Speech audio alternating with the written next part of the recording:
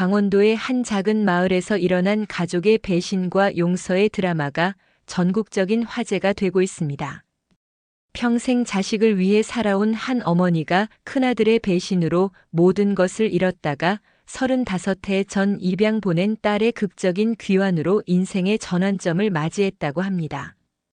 제보에 따르면 이 이야기는 재산을 둘러싼 가족 분쟁을 넘어 우리 사회의 진정한 가족의 의미와 새로운 시작의 희망을 전하고 있다고 합니다. 과연 무슨 일이 있었던 걸까요? 지금부터 그 특별한 이야기를 전해드리겠습니다. 여기서 잠깐 더 많은 이야기와 재미있는 콘텐츠를 놓치지 않으시려면 지금 바로 구독과 알림 설정을 해주세요. 여러분의 관심이 저희 채널에게 큰 힘이 됩니다.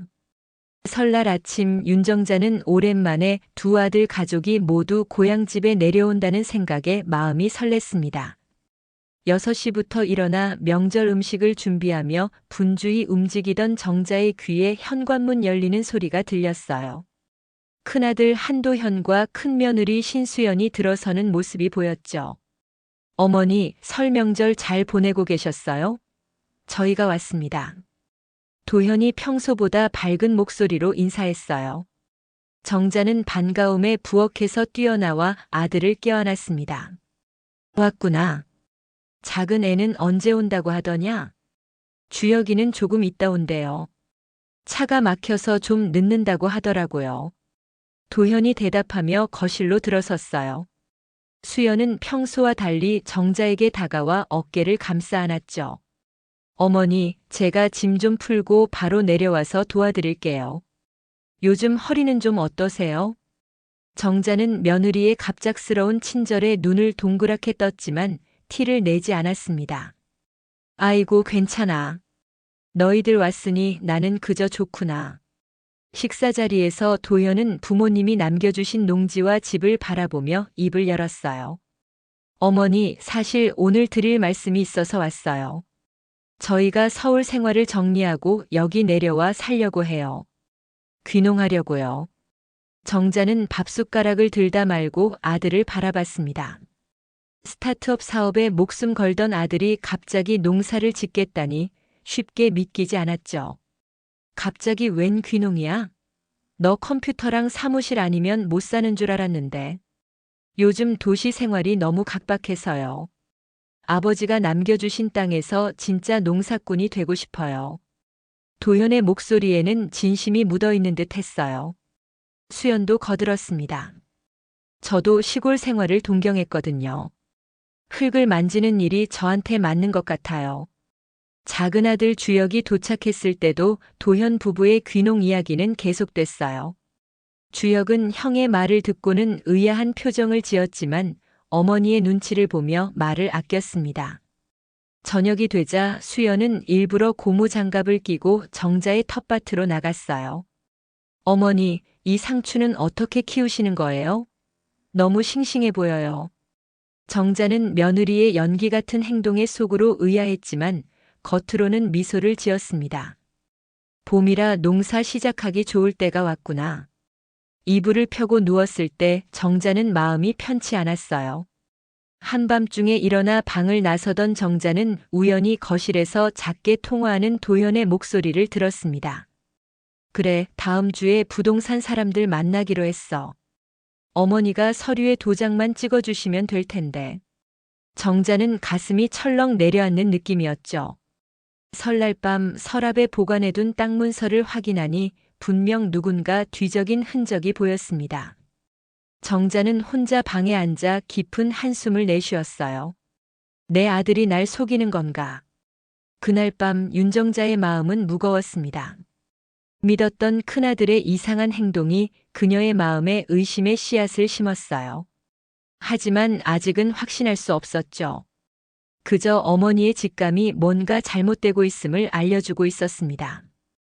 다음 날부터 정자는 도현 부부의 행동을 유심히 살폈어요. 도현은 매일 아침 일찍 나가서 저녁 늦게 들어왔는데 농사일은 전혀 하는 기색이 없었죠. 수연은 매일 고무장갑을 새로 사서 끼고 텃밭에 나가는 신용을 했지만 텃밭의 모습은 전혀 변하지 않았습니다. 어머니, 저는 오늘 농협에서 귀농 교육을 좀 들으려고요. 도현이 말했어요. 정자는 고개를 끄덕이며 대답했습니다. 그래, 다녀오너라. 하지만 작은 아들 주혁이 우연히 군청 근처에서 도현을 목격했어요. 형은 농협이 아닌 부동산 사무실에서 정장 차림의 남자들과 이야기를 나누고 있었습니다. 주혁은 그 자리에서 발걸음을 멈추고 숨어서 지켜봤어요. 어머니, 형이 이상해요. 주혁이 정자에게 조심스럽게 말을 꺼냈어요. 오늘 부동산에서 누군가를 만나는 걸 봤어요. 귀농 교육은 어디에도 없었고요. 정자의 얼굴이 창백해졌지만 그녀는 침착함을 유지했습니다. 증거가 없으니 함부로 의심하진 말자. 내 형이 그럴 리가 없지. 하지만 정자의 마음은 이미 불안으로 가득 찼어요. 그날 밤 그녀는 서랍에 넣어둔 남편의 유품을 꺼내 들었죠.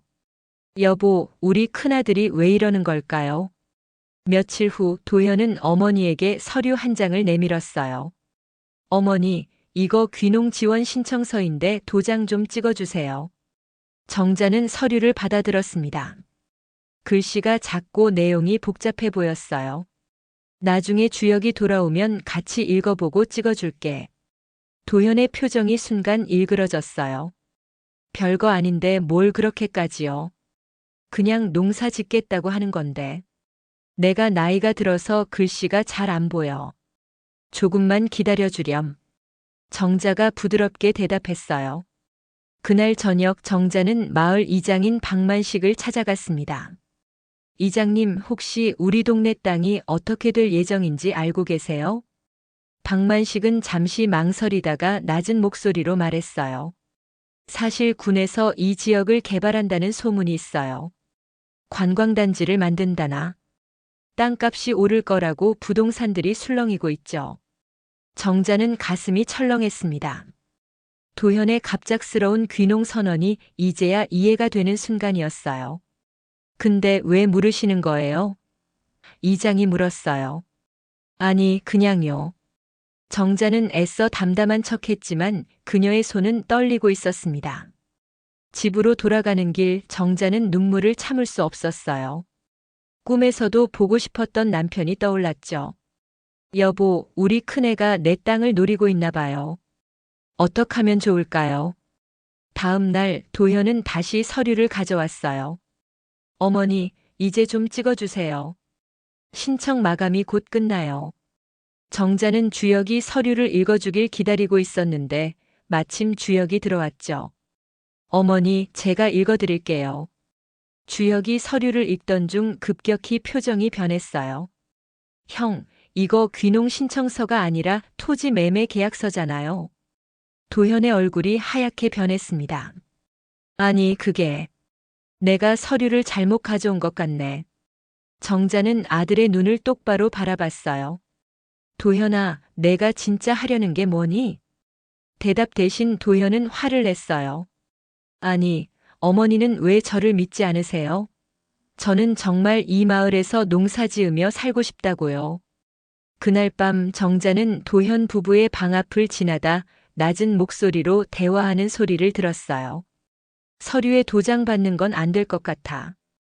다른 방법을 써야 해. 도현의 목소리였어요. 그냥 강하게 나가서 설득하면 되지 않을까? 노인네가 버틴다고 얼마나 버티겠어. 수연의 목소리에는 냉정함이 묻어 있었습니다. 정자는 그 자리에서 굳어버렸어요. 자식들이 자신을 노인네라 부르며 기만하고 있다는 사실에 가슴이 찢어지는 듯 했습니다. 그녀는 소리 없이 자신의 방으로 돌아와 베개에 얼굴을 묻고 울었어요. 믿었던 아들과 며느리의 배신에 정자의 심장은 산산조각 났습니다. 내가 뭘 그리 잘못했길래. 정자의 한숨 섞인 중얼거림이 적막한 방 안을 채웠어요. 일주일 후 예상치 못한 갈등이 폭발했어요. 도현은 정자에게 노골적으로 땅을 팔자고 제안했고 정자가 완강히 거부하자 분노했습니다. 어머니, 이 땅 붙들고 있어봐야 뭐가 좋아요? 개발업체에서 시세보다 2배나 더 준대요. 이런 기회가 어디 있어요? 정자는 흔들리지 않았어요. 이 땅은 너희 아버지가 피와 땀으로 일궈놓은 거야. 돈 때문에 팔아버릴 수는 없어. 도현의 얼굴이 일그러졌죠. 그런 감성팔이 그만하시고 현실적으로 생각해 보세요.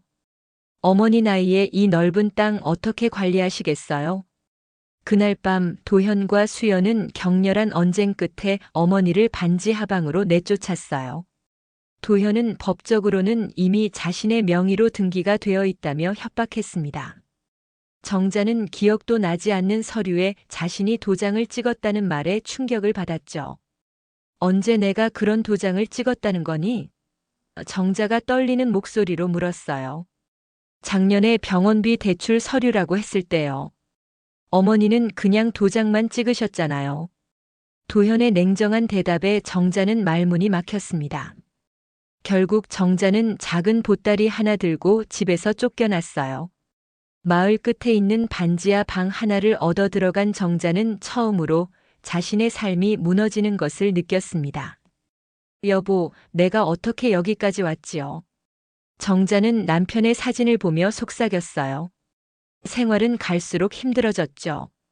도현은 자신이 소유주라며 땅 개발 계획을 진행했고 정자는 매일 무료 급식소에 가서 끼니를 해결했습니다. 그곳에서 정자는 마을 이장 박만식을 우연히 만났어요. 윤정자 씨, 미국에서 찾는 사람이 있었어요. 이장이 조심스럽게 말했어요. 정자는 놀랐습니다. 미국에서요? 누가 절 찾는다는 거죠? 자기가 윤정자 씨의 딸이라면서 연락처를 남겼어요. 윤하영이라고.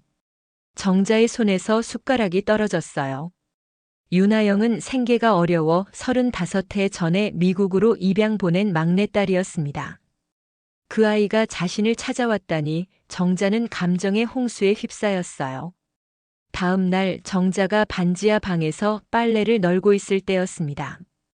세련된 차 한 대가 골목에 들어섰고 우아한 차림의 여성이 내렸어요. 어머니. 여성의 목소리가 떨렸습니다. 정자는 그 자리에 굳어버렸어요. 몇십 년 만에 듣는 딸의 목소리였죠. 하영아? 윤하영은 달려와 어머니를 껴안았어요. 드디어 찾았어요. 어머니. 두 사람은 한참을 붙잡고 울었습니다. 하영은 미국에서 뷰티 브랜드를 성공시킨 사업가가 되어 있었어요.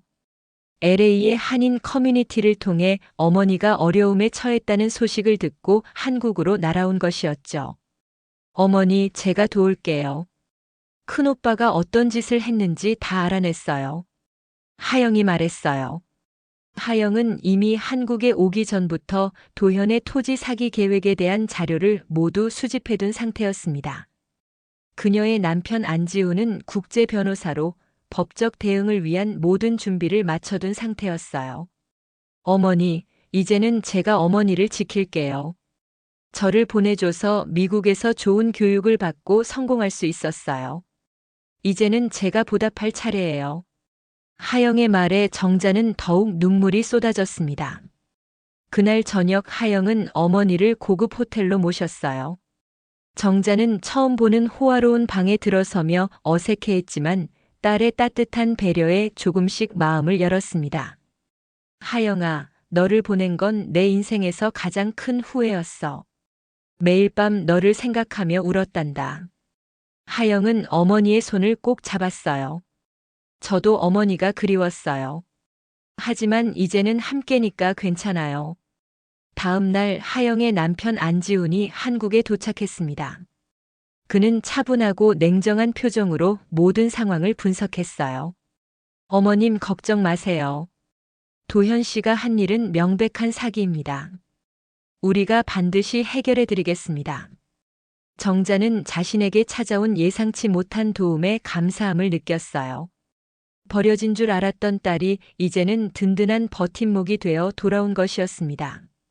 정자는 처음으로 희망을 느꼈어요. 하영아, 너는 왜 날 미워하지 않니? 엄마가 널 포기했는데. 정자가 물었어요. 하영은 부드럽게 미소 지었습니다. 어머니는 저를 위해 최선의 선택을 하신 거예요. 그 덕분에 제가 지금의 제가 될 수 있었으니까요. 정자는 딸의 이해심 깊은 마음에 더욱 눈물이 났어요. 그녀는 아직도 자신이 현실을 꿈꾸고 있는 것은 아닌지 믿기지 않았습니다. 다음 날 아침 하영과 지우는 법적 대응을 위한 본격적인 준비에 들어갔어요. 지우는 국내 최고의 법무팀과 연결해 도현의 위조 서류와 개발 계획 자료를 확보하기 시작했습니다. 어머니, 이 서류들 좀 봐주세요. 혹시 도현 오빠가 어머니의 도장을 찍은 다른 서류가 있는지 기억나시나요? 지훈이 몇 장의 종이를 펼쳐 보였어요. 정자는 떨리는 손으로 서류를 살펴봤습니다. 이건 작년에 병원비 대출 서류라고 했던 건데 토지 매매 계약서였던 거구나. 지훈은 고개를 끄덕였어요. 이것만으로도 사기죄가 성립돼요. 어머니의 재산을 불법적으로 갈취한 명백한 증거입니다. 하영은 어머니의 어깨를 감싸 안았어요. 걱정 마세요. 우리가 반드시 되찾을게요. 정자는 복잡한 감정에 휩싸였습니다. 한편으로는 자신의 땅을 되찾고 싶었지만 다른 한편으로는 아들에게 법적 책임을 물어야 한다는 사실이 가슴 아팠어요. 그래도 도현이는 내 아들인데. 하영은 부드럽게 말했습니다. 어머니, 때로는 아픈 교훈이 필요한 경우도 있어요. 오빠가 잘못을 깨닫게 해주는 게 장기적으로는 오빠를 위한 일이에요. 그날 오후 마을 이장 박만식이 찾아왔어요. 정자 씨 마을 청년회에서 도움을 주고 싶대요. 도현이가 하는 짓을 다들 알고 있거든요. 정자는 놀랐습니다. 그런데 왜 도와주려고 하는 거죠? 정자 씨가 마을에서 얼마나 많은 사람들을 도왔는지 알잖아요. 남편 잃고 혼자 두 아들 키우면서도 어려운 이웃 도와주고 다들 그 은혜를 잊지 않았어요. 이장의 말에 정자는 눈시울이 붉어졌어요. 그동안 홀로 버텨온 세월이 떠올랐습니다. 마을 청년회는 도현의 움직임을 감시하기 시작했어요. 도현이 만나는 사람들, 오가는 서류, 모든 것을 사진으로 찍어 하영에게 전달했죠. 그들의 도움으로 도현의 계획이 점점 더 명확하게 드러났습니다. 어머니, 도현 오빠는 투자자들과의 마지막 계약을 앞두고 있어요. 그 대가로 5억 원의 계약금을 받기로 했다고 해요. 하영이 새로운 정보를 전했어요. 정자는 가슴이 무너지는 느낌이었죠. 그 아이가 어쩌다 이렇게 됐을까? 한편 작은 아들 주혁은 어머니의 편에 서서 적극적으로 도왔어요. 주혁은 어릴 때부터 진심으로 농사에 관심이 있었고 마을 공동체와도 깊은 유대관계를 맺고 있었습니다. 어머니, 제가 형의 통화 내용을 녹음했어요. 주혁이 녹음기를 내밀었어요. 녹음에는 도현이 투자자와 통화하는 내용이 담겨 있었습니다. 네, 어머니는 이미 설득했습니다. 곧 모든 법적 절차가 마무리될 거예요. 걱정 마세요. 정자는 믿었던 아들의 거짓말에 깊은 상처를 받았어요. 하지만 그녀는 더 이상 울지 않았습니다. 이제는 강해져야 할 때였어요. 하영아, 우리가 어떻게 해야 하는지 말해줘. 정자의 목소리에는 결연함이 담겨 있었어요. 하영과 지우는 법원에 가처분 신청을 냈습니다. 토지 거래가 불법적으로 이루어졌다는 증거를 제출하고 모든 개발 행위를 즉각 중단하라는 명령을 받아냈어요. 도현은 갑작스러운 법적 조치에 당황했죠. 그는 어머니에게 전화를 걸어왔어요. 어머니, 왜 이러세요? 우리 가족 일인데 왜 법적으로 해결하려고 해요? 정자는 담담하게 대답했습니다. 내가 먼저 법을 어겼잖니. 엄마를 속이고 땅을 빼앗으려 했으니. 도현은 화를 냈어요. 어머니는 그 땅으로 뭘 할 수 있다고 그래요? 저희는 그저 어머니가 더 편하게 살 수 있게 도와드리려고 한 건데. 통화를 끄는 정자는 한동안 말없이 창밖을 바라봤습니다. 하영이 다가와 어머니의 손을 잡았어요. 어머니, 괜찮으세요? 정자는 고개를 끄덕였습니다. 괜찮아. 이제야 내가 뭘 해야 할지 알겠어. 그날 밤 정자는 남편의 사진을 바라보며 오랜만에 편안한 미소를 지었어요. 여보, 우리 딸이 돌아왔어요. 당신이 그렇게 아끼던 땅도 곧 되찾을 수 있을 것 같아요. 이제 더 이상 혼자가 아니에요. 창밖으로 보이는 달빛이 정자의 얼굴을 비추었어요. 그녀의 눈에는 오랜만에 희망의 빛이 돌아왔습니다. 법정 싸움이 기다리고 있었지만 이제 정자에게는 든든한 딸과 작은 아들, 그리고 마을 사람들의 지지가 있었어요. 그녀는 더 이상 혼자가 아니었습니다. 다음 날 아침 하영은 수연의 행적을 추적하기로 결심했어요. 아직도 도현과 수연은 정자의 집에 머물면서 땅 개발 계획을 진행 중이었습니다. 어머니, 오늘은 제가 며느리 수연 씨를 좀 지켜볼게요. 뭔가 단서를 찾을 수 있을지도 몰라요. 하영이 말했어요. 정자는 걱정스러운 표정을 지었습니다. 조심해라. 그 아이도 만만치 않아. 하영은 변장을 하고 정자의 옛집 근처에서 감시를 시작했어요. 얼마 지나지 않아 수연이 고급 원피스 차림으로 나왔죠. 그녀는 봄볕 아래 텃밭에서 포즈를 취하며 셀카를 찍기 시작했습니다. 텃밭이라는 모습이라며. 하영은 중얼거렸어요. 수연은 새 고무 장갑을 끼고 잠시 흙을 만지는 척하다가 곧 전화를 받았습니다. 하영은 조용히 다가가 그녀의 통화 내용을 녹음하기 시작했어요. 네, 곧 마무리될 거예요. 그 노인네도 이제 어쩔 수 없을 거예요. 법적으로는 이미 우리 땅이니까. 수연의 목소리에는 냉정함이 가득했죠. 하영은 가슴이 뜨거워지는 것을 느꼈어요. 자신의 어머니를 그 노인네라고 부르는 수연의 말투에 분노가 치밀었지만 그녀는 침착함을 유지했습니다. 통화를 마친 수연은 텃밭 앞에서 포즈를 취해 사진을 몇 장 더 찍고는 집으로 들어갔어요. 하영은 그 장면을 모두 동영상으로 담았죠. 이렇게 연기하고 있었군요. 하영은 증거를 확보한 안도감에 깊은 숨을 내쉬었어요. 그날 저녁 하영은 어머니에게 수연의 통화 녹취와 동영상을 보여주었습니다. 정자는 눈물 없이 그것을 지켜봤어요. 그녀의 눈빛은 이제 단단하게 변해 있었죠. 내가 그렇게 미웠나? 정자가 작게 중얼거렸어요. 하영은 어머니의 손을 꼭 잡았습니다. 어머니, 이제 우리가 반격할 차례예요. 작은 아들 주혁도 합류했어요. 어머니, 제가 형에 대한 새로운 정보를 알아냈어요. 형이 스타트업 사업에서 실패하고 큰 빚을 진 상태래요. 이 개발 계획이 그의 마지막 도박인 셈이죠. 정자는 마음이 복잡했어요. 아들이 어려움에 처해 있다는 사실이 안타까웠지만 그렇다고 어머니를 속이고 가족의 땅을 빼앗으려 한 행동은 용서할 수 없었죠. 우린 어떻게 할 거니? 정자가 물었어요. 지훈이 대답했습니다. 내일 도현 씨와 수연 씨를 정면으로 만나 대화를 나눠보는 게 좋을 것 같아요. 모든 증거를 가지고요. 다음 날 정자는 하영, 지훈, 주혁과 함께 자신의 옛집을 찾았어요. 도현과 수연은 놀란 표정으로 그들을 맞이했습니다. 어머니, 갑자기 무슨 일이세요? 도현이 어색하게 물었어요. 정자는 당당하게 안으로 들어섰습니다. 내 집에 들어오는데 이유가 필요하니?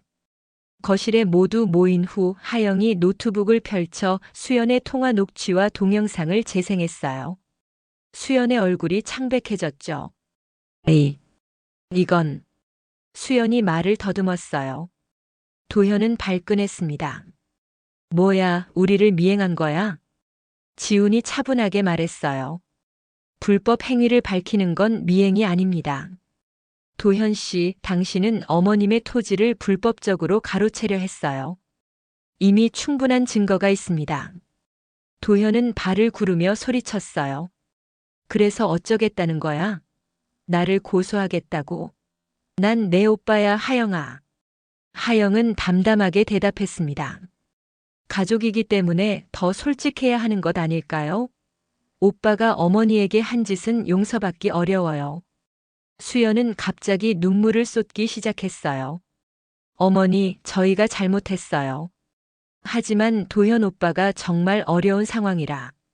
제발 이해해 주세요. 정자는 수연의 연기에 더 이상 속지 않았습니다. 그녀는 조용히 고개를 저었어요. 너희가 날 노인네라고 부르면서 속이려 했던 거 다 알고 있다. 수연의 얼굴이 굳어졌어요. 그녀의 눈물은 거짓이었고 이제 그 가면이 벗겨진 것이었죠. 도현은 마지막으로 한 번 더 발버둥쳤습니다. 어머니, 우리가 이 땅을 팔면 어머니도 절반은 드리려고 했어요. 그럼 편하게 노후를 보낼 수 있잖아요. 정자의 눈에 깊은 슬픔이 스쳤어요. 내가 바란 건 돈이 아니라 가족이었다. 내 아버지의 땅을 지키며 너희와 함께 살고 싶었을 뿐이야. 방 안에 무거운 침묵이 내려앉았습니다. 도현과 수연의 계략이 완전히 드러난 순간이었어요. 방 안의 침묵을 깬 것은 정자였어요.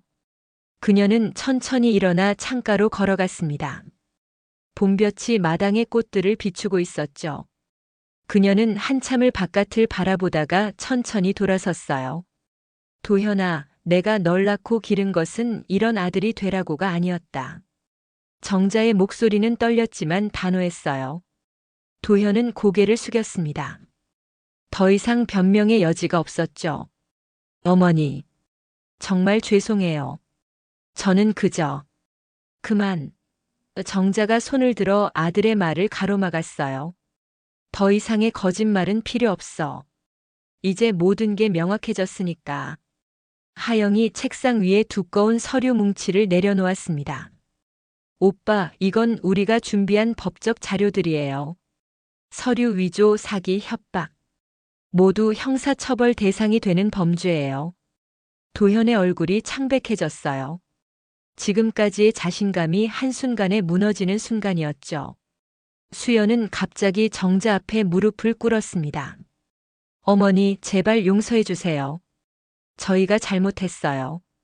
도현 오빠는 사업 실패로 큰 빚을 지게 됐고 저희는 막막했어요. 수연의 눈에서 눈물이 흘러내렸지만 이제 정자는 그 진실을 알고 있었어요. 일어나라, 수연아. 정자가 담담하게 말했습니다. 내 연기는 이제 끝났어. 수연의 눈물이 갑자기 멈췄어요. 그녀의 표정이 한순간에 차갑게 변했죠. 그래요, 이제 됐죠? 어차피 당신은 우리에게 아무것도 준 적 없어요. 도현 오빠가 그렇게 고생해서 이 가족을 이끌어왔는데 이제 와서 뭐가 어떻고 저떻고. 그만해, 수연아. 도현이 아내를 제지했어요. 그는 이제 완전히 무너진 표정이었죠. 정자는 아들을 바라봤습니다. 그녀의 눈에는 분노보다는 깊은 슬픔이 담겨 있었어요. 내가 널 얼마나 사랑했는지 알고 있니? 내 아버지가 돌아가시고 혼자서 너희를 키우기 위해 얼마나 많은 밤을 새웠는지. 그리고 이것이 내가 보여주는 보답이구나. 도현은 무릎을 꿇고 엎드렸어요. 어머니, 제발. 저를 용서해 주세요. 저는 단지 잘 살고 싶었을 뿐이에요.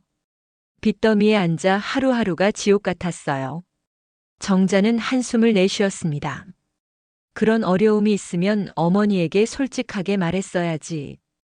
왜 거짓말을 하고 속이려 했니? 지훈이 앞으로 나섰어요.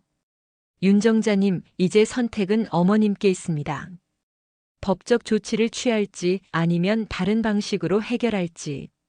정자는 오랫동안 침묵했어요. 방 안 모든 사람들이 그녀의 결정을 기다렸죠. 마침내 그녀는 천천히 뒷문을 열었습니다. 도현아, 수연아, 짐을 챙겨서 나가거라. 정자의 목소리는 낮지만 단호했어요. 도현이 놀란 듯 고개를 들었습니다. 어머니, 내가 널 고소하진 않겠다. 하지만 너희와 더 이상 같은 공간에 있고 싶지 않구나. 정자의 눈에서 눈물이 흘러내렸어요. 내가 한 짓은 내 양심이 심판할 거야. 수연이 벌떡 일어났습니다. 그래요, 갈게요. 어차피 이 시골 구석에 더 있을 이유도 없어요. 와, 겨우 이 땅 하나 가지고 이렇게까지 할 줄은 몰랐네요. 도현은 아내를 말리지 않았어요. 그는 천천히 일어나 어머니에게 마지막으로 고개를 숙였죠. 죄송합니다, 어머니. 정말 죄송합니다. 그들이 방을 나가고 난 후 정자는 의자에 앉아 오열했어요. 하영이 다가와 어머니를 꼭 안아주었습니다. 어머니 잘하셨어요. 정말 강인하세요. 하영이 어머니의 등을 쓰다듬으며 위로했어요. 주혁도 다가와 어머니의 손을 잡았습니다. 어머니, 이제 우리가 있잖아요. 제가 진심으로 이 땅을 지키고 농사를 짓겠습니다. 정자는 아들의 손을 꼭 쥐었어요. 주혁아, 내가 있어서 정말 다행이구나. 하지만 그날 밤 예상치 못한 일이 벌어졌어요. 도현과 수연은 떠나지 않고 대신 마을 사람들을 모아 자신들의 입장을 호소하기 시작했습니다. 그들은 정자가 미국에서 돌아온 딸의 사주를 받아 자신들을 쫓아내려 한다고 거짓 소문을 퍼뜨렸어요. 이 땅은 법적으로 제 것입니다. 어머니가 직접 서명하셨어요. 도현이 마을 회관에서 큰 소리로 주장했죠. 그러나 마을 이장 박만식이 앞으로 나섰어요. 도현아, 그만해라. 내가 어머니를 속인 건 우리 마을 사람들 모두가 알고 있다. 더 이상 거짓말하지 마라. 마을 사람들도 도현이 아닌 정자의 편에 섰어요. 평생 마을을 위해 봉사하고 어려운 이웃을 도와온 정자의 선행을 그들은 잊지 않고 있었죠. 도현은 마지막 카드를 꺼내 들었습니다. 제가 개발업체와 계약을 맺으면 이 마을 전체가 발전할 수 있어요. 모두에게 이익이 될 일입니다. 하지만 마을 사람들은 고개를 저었어요. 그들에게 중요한 것은 돈이 아니라 오랜 세월 함께 해온 믿음과 정이었습니다. 결국 도현은 패배를 인정할 수밖에 없었어요. 수연과 함께 짐을 싸서 마을을 떠나기로 한 것이죠. 그들이 떠나는 날 정자는 창문 너머로 그들을 바라봤습니다. 아들의 뒷모습이 점점 멀어지는 것을 보며 그녀의 마음은 여전히 아팠지만 이제는 새로운 시작을 위한 아픔이었어요. 도현과 수연이 떠난 지 한 달 정자의 집에는 새로운 활기가 돌기 시작했어요. 하영은 어머니와 함께 지내며 앞으로의 계획을 세웠고 주혁은 진심으로 농사를 배우며 마을 공동체와 더욱 깊은 유대를 쌓아갔습니다. 어머니, 이 땅의 일부를 마을 복지센터로 활용하면 어떨까요? 하영이 제안했어요. 제가 LA에서 운영하는 뷰티 브랜드 수익의 일부를 후원금으로 전환해서 운영할 수 있을 것 같아요. 정자는 놀란 듯 하영을 바라봤습니다. 복지센터라고? 그건 어떻게 운영하는 거니? 마을의 어르신들이 모여서 식사도 하고 프로그램도 참여하고 젊은 사람들과 교류할 수 있는 공간이에요. 어머니처럼 평생 이웃을 도우며 살아오신 분께 딱 맞는 일이라고 생각했어요. 하영의 눈은 반짝였어요. 정자는 천천히 고개를 끄덕였습니다. 그거 좋은 생각이구나. 내가 늘 꿈꿔왔던 일이야. 주혁도 자신의 계획을 말했어요. 어머니, 저는 이 땅의 다른 쪽에 유기농 농장을 만들고 싶어요. 이미 로컬 시장 몇 곳과 공급 계약을 논의 중이에요. 정자는 두 자식을 바라보며 가슴이 뜨거워지는 걸 느꼈어요. 큰아들의 배신으로 무너졌던 마음이 다시 채워지는 기분이었죠. 얘들아, 고맙다. 너희가 있어서 정말 다행이야. 정자의 목소리에 감사함이 묻어났어요. 그날 오후 마을 회관에서 모임이 열렸습니다. 정자와 하영, 주혁은 마을 사람들에게 복지센터와 유기농 농장 계획을 발표했어요.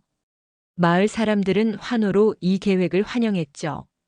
정자 씨, 우리 마을에 이런 좋은 시설이 생긴다니 정말 기쁩니다. 이장 박만식이 말했어요. 한 노인이 손을 들고 물었습니다. 근데 이런 걸 만들려면 돈이 많이 들 텐데 괜찮을까요? 하영이 자신 있게 대답했어요. 걱정 마세요. 제가 운영하는 회사의 수익 일부를 이 프로젝트에 투자할 예정이에요. 저희 브랜드는 자연에서 얻은 성분으로 화장품을 만드는데 앞으로는 이 마을의 유기농 작물도 원료로 사용할 계획이에요. 마을 사람들 사이에서 감탄의 소리가 났어요. 정자는 자랑스러운 표정으로 딸을 바라봤습니다. 그로부터 몇 주 후 복지센터 공사가 시작됐어요. 기존 창고를 개조해서 따뜻한 분위기의 공간을 만들었죠. 마을 젊은이들도 자원봉사로 참여했습니다. 주역의 유기농 농장도 차근차근 모양을 갖추어 갔어요. 그는 농업대학에서 배운 최신 기술을 적용하면서도 전통적인 방식의 장점을 살려 지속 가능한 농법을 개발했습니다. 어머니, 이거 보세요. 첫 수확한 상추예요. 주역이 싱싱한 상추를 들고 와 정자에게 보여줬어요. 정자는 아들이 기른 상추를 보며 눈시울이 붉어졌습니다. 내 아버지가 살아계셨다면 얼마나 좋아하셨을까. 한편 도현과 수연에 대한 소식이 들려왔어요. 그들은 서울로 돌아갔지만 도현의 사기 행각이 언론에 보도되면서 결국 구속됐다는 소식이었죠. 알고 보니 정자의 땅뿐만 아니라 여러 곳에서 유사한 방식으로 사기를 쳤다고 해요. 어머니, 오빠 소식 들으셨어요? 하영이 조심스럽게 물었어요. 정자는 고개를 끄덕였습니다. 들었다. 가슴이 아프구나. 하영은 어머니를 안아드렸어요. 저희가 고소한 건 아니에요. 다른 피해자들이 먼저 신고했대요. 정자는 깊은 한숨을 내쉬었습니다. 내 아들인데. 그래도 잘못된 길을 가면 바로 잡아야 하는 법이지. 하영은 어머니의 결단력에 감탄했어요. 그녀는 법정에 끝까지 참석하며 사건을 지켜봤습니다. 도현이 구속되는 순간 그녀의 마음도 아팠지만 이것이 그에게 필요한 교훈이라고 생각했어요. 여름이 깊어갈 무렵 복지센터가 완공됐습니다. 윤정자 복지센터라는 이름의 간판이 달린 건물 앞에서 마을 사람들이 모두 모여 개소식을 열었어요. 이 센터는 우리 마을의 새로운 시작을 의미합니다. 이장 박만식이 축사를 했어요. 윤정자 여사님의 삶처럼 이 센터도 나눔과 봉사의 정신으로 운영될 것입니다. 정자는 감격의 말을 잇지 못했어요. 그녀는 단상에 올라 마이크를 잡았습니다. 저는 그저 제가 살아온 대로 살았을 뿐인데 이렇게 큰 사랑을 받게 되어 감사합니다. 개소식 후 하영은 어머니에게 깜짝 선물을 준비했어요. 서울 한복판에 정자네라는 이름의 한식당을 열 계획이었죠. 어머니의 손맛을 많은 사람들에게 알리고 싶어요. 어머니가 원하신다면 직접 운영해 보시는 것도 좋을 것 같아요. 하영이 제안했어요. 정자는 평생 시골에서만 살아온 자신이 서울에서 식당을 운영한다는 생각에 처음에는 망설였지만 곧 새로운 도전에 설레는 마음이 들었어요. 한번 해볼까? 이 나이에 새로운 시작을 하는 것도 나쁘지 않겠구나. 주역은 어머니와 누나를 응원했어요. 어머니, 저는 여기서 농사 지으며 좋은 식재료를 보내드릴게요. 누나는 서울에서 식당을 도와주시고요. 정자는 두 자식을 바라보며 행복한 미소를 지었습니다. 삶의 어둠 속에서도 결국 빛을 발견한 기분이었어요. 그녀의 마음 속에는 여전히 큰아들에 대한 걱정과 그리움이 있었지만 이제는 그것을 감당할 수 있는 힘이 생겼습니다. 얘들아, 인생은 참 알 수 없는 여정이구나. 정자가 말했어요. 한 문이 닫히면 다른 문이 열리는 법이야. 시간은 빠르게 흘러갔어요. 정자의 삶은 완전히 달라졌습니다. 서울과 마을을 오가며 정자네 식당과 복지센터를 운영하는 일은 그녀에게 새로운 활력을 불어넣었어요. 그녀의 얼굴에 생긴 주름은 더 깊어졌지만 눈빛은 예전보다 더 반짝였죠. 어머니, 오늘은 서울에서 특별 손님이 오신대요. 하영이 전화로 알려왔어요. 유명한 방송국에서 어머니 이야기를 다큐멘터리로 만들고 싶대요. 정자는 쑥스러운 웃음을 지었습니다. 아이고, 내가 뭐라고. 그냥 평범하게 살아온 시골 할머니인데. 하지만 정자의 이야기는 결코 평범하지 않았어요. 남편을 일찍 여의고 홀로 자식들을 키우면서도 마을 공동체를 위해 봉사했던 삶, 큰아들의 배신과 입양 보낸 딸의 귀환, 그리고 새로운 시작을 향한 용기는 많은 사람들에게 감동과 희망을 주었죠. 한편 도현은 구속된 지 1년 반 만에 출소했어요. 그는 많이 변해 있었습니다. 한때 야망에 가득 찼던 눈빛은 사라지고 겸손함이 묻어나는 표정이었죠. 어머니께 연락드려도 될까요? 도현이 주역에게 조심스럽게 물었어요. 주역은 잠시 망설이다가 대답했습니다. 형, 어머니는 항상 형을 그리워하셨어. 용서하실 거야. 도현은 용기를 내어 정자가 운영하는 복지센터를 찾았어요. 그는 아무도 모르게 주말마다 센터 주변을 청소하기 시작했습니다. 새벽에 와서 쓰레기를 줍고 잡초를 뽑고 꽃을 심었죠. 어느 날 아침 정자는 평소보다 일찍 센터에 도착해 열심히 일하는 도현의 모습을 발견했어요. 도현아. 정자의 목소리에 도현은 깜짝 놀라 고개를 들었습니다. 어머니. 도현은 어색하게 인사했어요. 둘 사이에 무거운 침묵이 흘렀습니다. 정자는 천천히 아들에게 다가가 그의 손을 잡았어요. 많이 야위었구나. 정자의 눈에 눈물이 고였습니다. 도현은 고개를 숙였어요. 어머니, 정말 죄송합니다. 제가 어떻게 사과드려야 할지. 정자는 아들을 끌어안았습니다. 엄마는 항상 내가 돌아오기를 기다렸단다. 그날 이후 도현은 작은 회사에 취직해 성실하게 일하며 주말마다 복지센터 봉사활동에 참여했어요. 그는 과거의 잘못을 만회하기 위해 노력했죠. 수연은 도현과 이혼하고 다른 곳으로 떠났다고 해요. 도현은 이제 홀로 진정한 자신의 모습을 찾아가는 여정을 시작했습니다. 강원도 외진 마을에 정자의 작은 전원주택이 완성됐어요. 그녀는 서울과 마을을 오가며 바쁘게 지내다가도 가끔은 이곳에 와서 홀로 시간을 보냈습니다. 매일 아침 텃밭을 가꾸며 조용히 기도하는 시간은 그녀에게 큰 위안이 되었어요. 하영은 미국과 한국을 오가며 사업을 확장했습니다. 그녀의 뷰티 브랜드는 이제 자연과 사람이라는 철학을 바탕으로 성장했고 수익의 상당 부분은 복지 사업에 투자됐어요. 그녀의 남편 지우는 국제 변호사로서 사회적 약자를 위한 법률 지원에 헌신했죠. 어머니, 이제 좀 쉬셔야 하지 않을까요? 하영이 걱정스럽게 물었어요. 77 나이에 너무 무리하시는 것 같아요. 정자는 부드럽게 웃었습니다. 나는 일할 때가 가장 행복해. 걱정 말거라. 어느 가을날 정자네 식당 분점 오픈 행사가 열렸어요. 서울 강남의 번화가에 위치한 이 식당은 모던한 인테리어와 전통 한식의 조화가 돋보이는 곳이었습니다. 개업식에는 많은 사람들이 모였어요. 주역은 농장에서 직접 기른 신선한 채소를 가져왔고 하영은 특별히 디자인한 인테리어로 공간을 꾸몄습니다. 그리고 도현도 조용히 자리에 함께했어요. 정자는 세 자식이 함께 있는 모습을 보며 가슴이 벅차올랐습니다. 오랜 세월의 아픔과 갈등을 넘어 이제 그들은 다시 가족으로 하나가 되어가고 있었어요. 여러분 감사합니다.